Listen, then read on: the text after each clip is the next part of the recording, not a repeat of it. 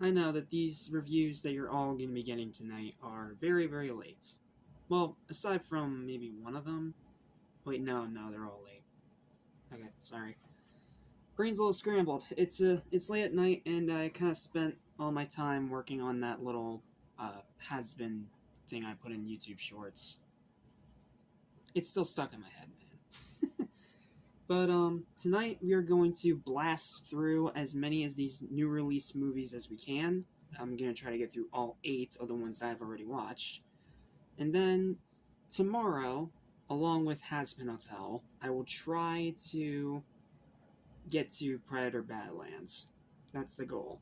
So, with all that said and done and out of the way, let's start with this sequel that didn't need to exist but actually turned out pretty good.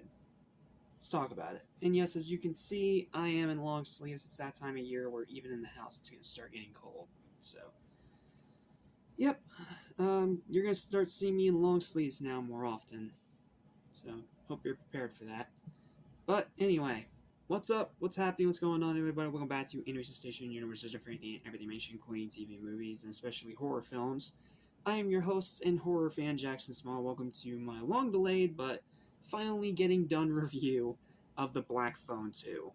A sequel that didn't need to exist, but they actually did a good job making it have a purpose to exist.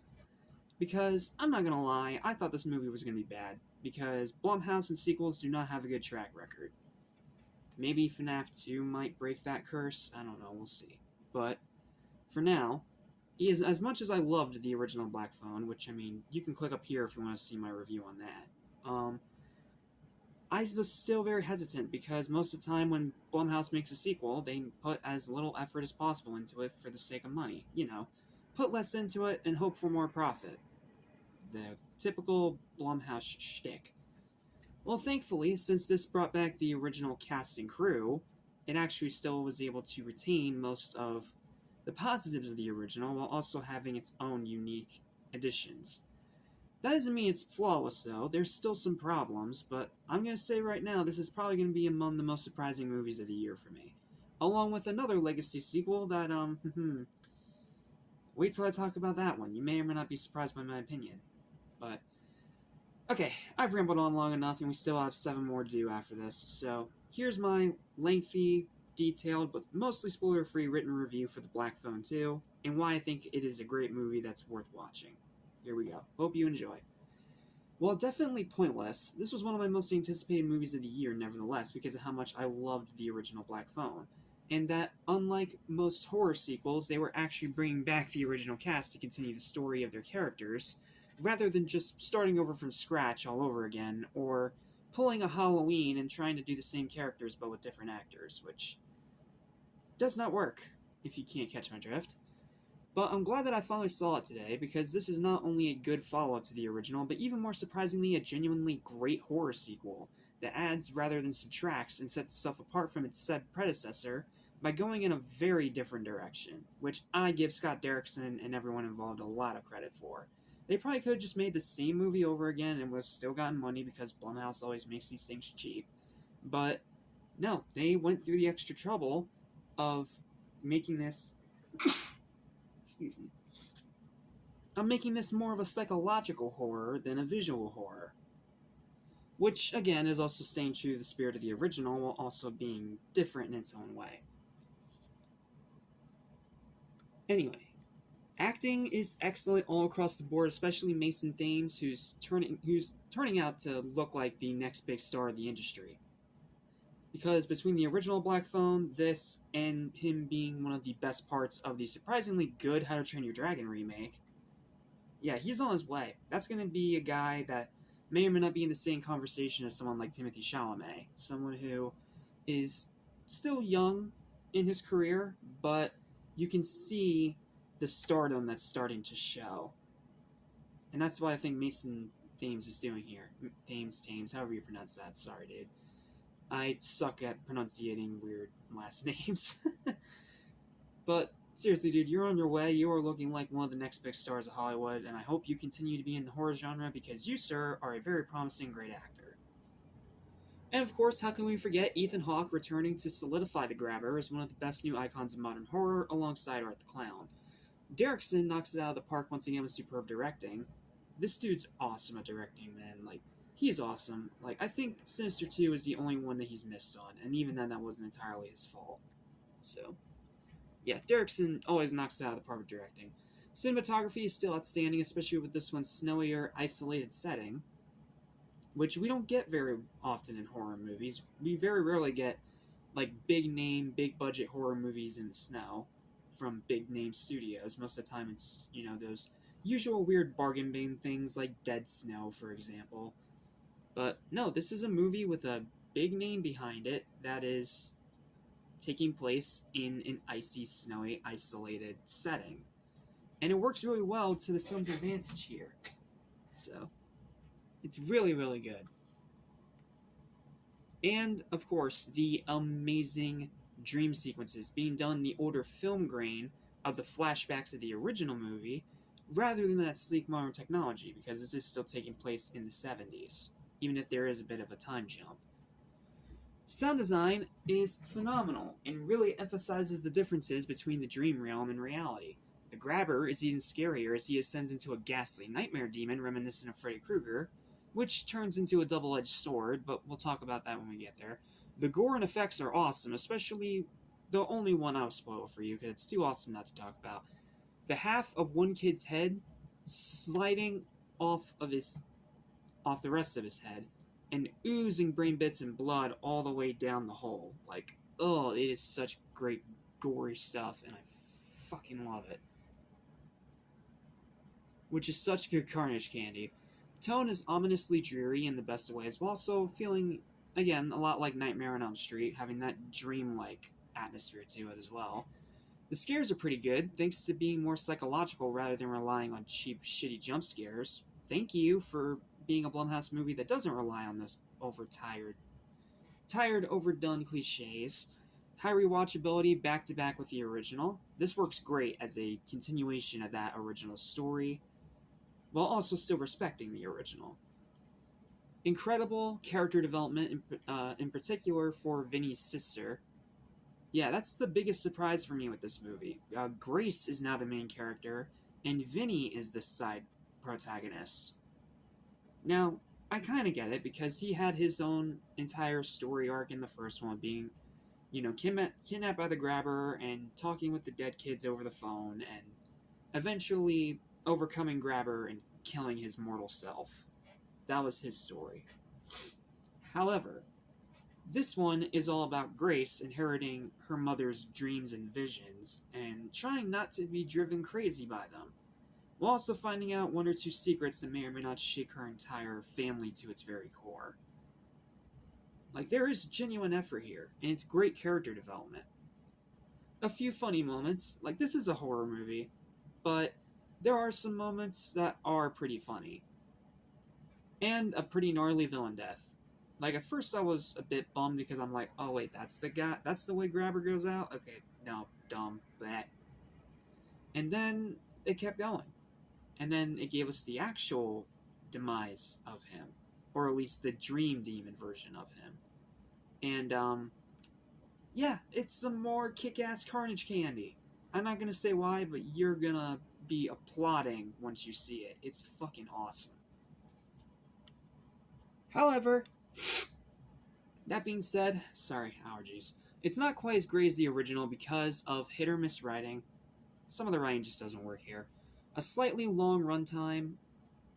Yeah, it is a little too long. I'm pretty sure you probably could have cut out maybe 10-20 minutes and you would still get the same movie, but that's just a nitpick.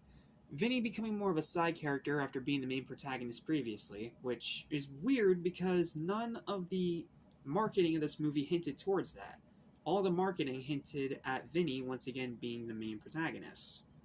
Now, yes, I get that sometimes marketing does that on purpose to throw the audience for a loop, but at the same time, I mean, you should have been more upfront about it in the marketing, because Vinny in this one is a side character. He does get development. We do see his character go through struggles and extra shit, but Grace is the main character here. And not showing that in the marketing is going to inevitably piss some people off, and they're just like, we're here for Vinny, we're not here to see this other person.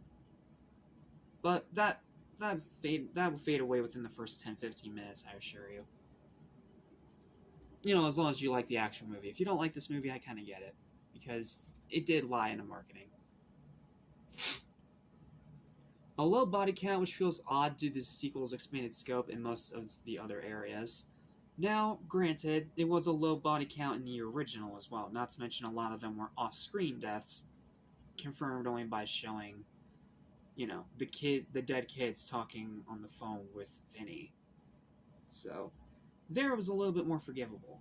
Here, why is it still a low body count when you have an expanded scope, a higher budget, and much better effects? Like, I'm just saying, I'm just trying to think logically here. Usually with a sequel, you want to go bigger and bloodier. But outside of a few gory highlights, like, again, it's still a very low kill count. There's maybe like 5 or 6 kills in this movie max. Like, not even as many as the original Scream. Which is so weird. Like, it's so weird. It's a nitpick, but it's so weird. Bad twists that can be seen coming a mile away. Yeah, this is the movie's biggest problem. All the twists it tries to throw in are predictable and are absolute ass. Like, you can see them coming from a mile away before you even reach that point. It's dumb. It is absolutely dumb. And the new characters being on the unmemorable side with the exception of Mondo, who was a delight. Mondo was awesome. He was the best new character in this movie, and I genuinely liked him. However, there is one thing that they do with him towards the end that I was not a big fan of. Can't say why because it's a spoiler, but if you've seen the movie, I think you get it. Also, not really a negative per se, but they did kind of turn the Grabber into a Freddy Krueger knockoff. And that's no knock on the creators, or Ethan Hawke, or the Grabber as a character. All those things are still really cool. It's just that it feels kind of weird to be going in this weird nightmare demon direction of this character that was mostly, well, mortal in the original. And after you kill him off, that kind of left you in a weird spot, because it's like, how do we bring this guy back for a sequel? Which, again, is pointing out why this sequel doesn't need to exist. But it does, and they did find a way around it, and even if it is a knockoff, it's a solid idea, and they do some cool stuff with it. Overall, Black Phone 2 is a great sequel that builds upon the original and goes in a bold, bloodier direction that will satisfy most fans. If you really like the original like I do, you'll really like this one too, just in a different way. But it does slip around a little in the frozen lake due to some cracks in the ice that keep it from reaching the same heights as its predecessor. Regardless though, this is definitely worth seeking out, and it's just another addition to this fantastic year for the horror genre. Seriously, horror's kicked ass this year. Like, it is absolutely kicked ass this year. I cannot think of the top of my head a bad horror movie I've seen outside of Woman in the Yard, maybe. But no one had expectation for that anyway. But most of the horror movies from this year have been so fucking good. Like, it's incredible. And that's saying something considering that we've had a great year of horror for the past, 4 or 5 years now. So for this one to be just as great, if not the greatest one of this decade, that's impressive. So, yeah, I really like this movie. I can't say I quite love it because it does have a few big problems that keep it from being able to stay above the ice and does drag it down into the icy depths a little bit. But as an overall product, it's a great film, and for something that didn't need to exist, Derrickson did a damn good job making it feel like it had a purpose to exist. And that is why its final verdict is going to be an 8 out of 10. It's definitely worth checking out if you've seen the original and you like the original. Just be aware that this one goes in a very different direction. And also, stay away from the marketing. The marketing is a bunch of lies. Grace is the main character, not Vinny. Set your expectations accordingly. Okay, and with that, we have officially finished our very long overdue and very long and comprehensive review of the Black Phone 2. Thank you guys so much for watching. Please don't forget to like, share, and subscribe for more videos like this almost every single day. And of course, feel free to leave your thoughts and opinions in the comments down below. And I already put it up there earlier, but up there in the cards, you will find the link to my Black Phone 1 review from Monster Mania. which I wanted this one to be a part of, but I just couldn't get to the theater to see it. So unfortunately, I had to wait till VOD. But thankfully, that also did help benefit it because I could actually see things in better detail. The more you know. Anyway, thank you guys so much for watching, and I'll see you next time for our next review, the John Candy documentary. Yeah, we're going in a very different direction.